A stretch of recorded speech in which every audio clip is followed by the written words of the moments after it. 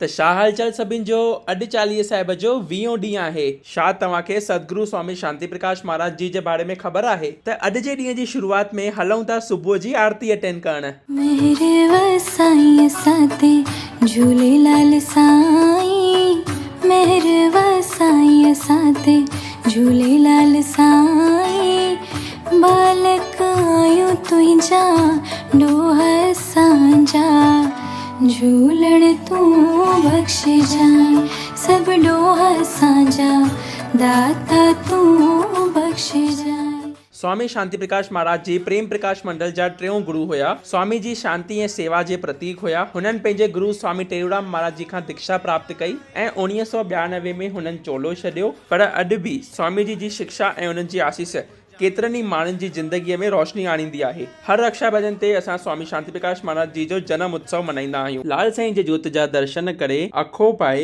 लाल साईं खां आसीस वठी, लाल साईं जो प्रसाद खाधो। तव्हां सभिनी खे निमाणी वेंदी, जेॾी महिल बि लाल साईं जे मंदिर में अचो, पंहिंजो मथो ढके अचो ऐं कमेंट में जय झूलेलाल पक लिखजो। कूड़ा ही रिश्ता नाता कूड़ो जग आहे, हिक तो ही सच्चो साईं भव सागर मां साईं पार लगा।